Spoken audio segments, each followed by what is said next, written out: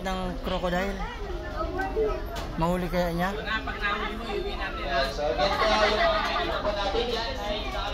Ayun, Nick, oh. May may namimimita ng crocodile.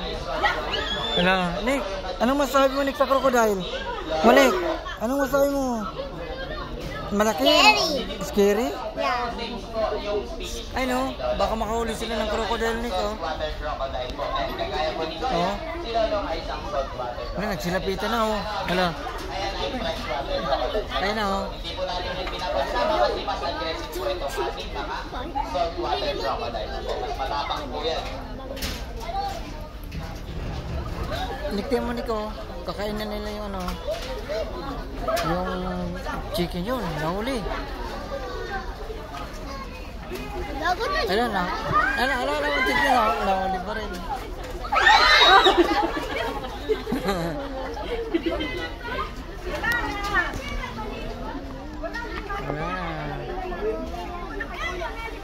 Yan, naghanap po. Pwede na po kayong bumalik sa bus natin. Meron pa po tayong last attraction po. Serpentarium. So, doon po makikita po natin different kinds of reptiles, kagaya po ng snakes, spiders, and mga lizards po. Ayun po yung pinakahuli po natin. Tingnan mo, daming crocodile dito. Wala po. Sa Africa lang. Dahil na mga crocodile natin, mapapansin nyo po yan, no? So, nag-act po sila na parang hindi po sila gumagalaw, but once na bumaba po or may nakita po silang prey nila, doon po sila magiging aggressive po. Ang dami, ah. So, yun naman po, no, makikita po natin na nakanganga po siya or nakabukas yung kanyang bibig.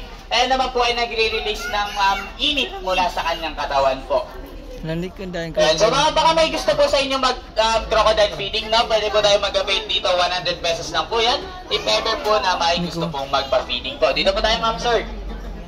Wala, Nico. Daming crocodile. Nico, yung isa ungungo. Tingnan mo yung isa ungungo.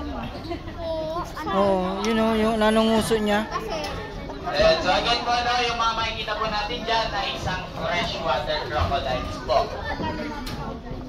Yung isa nakanganga dun, oh. Ayun, oh. May nakanganga, oh. Nagutom siguro to, oh.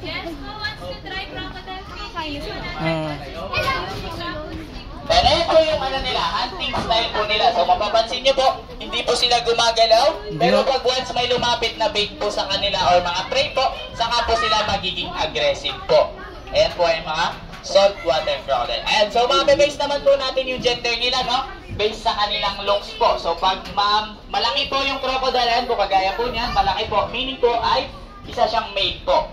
Ayan, pag female naman po, maliit lang po siya yung ulo niya po. Ayan, yun po yung female, kagaya ng sample ng female natin po. Ayan, dito naman po tayo susunod, no? Meron pa po tayo ditong saltwater crocodile naman po. Iba pa yung Ayan, oh. Nakanganga. Kala ko kumakanta lang, eh. Ayan po dyan ay isang saltwater crocodile po. Ito po yung ating safe species nilolong po. Ayan, si Goya. Meron palang saltwater na Ano crocodile? Kaibang may salt, may fresh water. Hindi nagalaw. Kahit may mga langaw, hindi nagalaw. Naglalabas po sila ng init sa kanilang katawan po. And then pag nasa tubig naman po yung mga crocodiles natin, meaning po ay sila po ay gutom pa rin po. So pag nasa land na po, kagaya po ng mga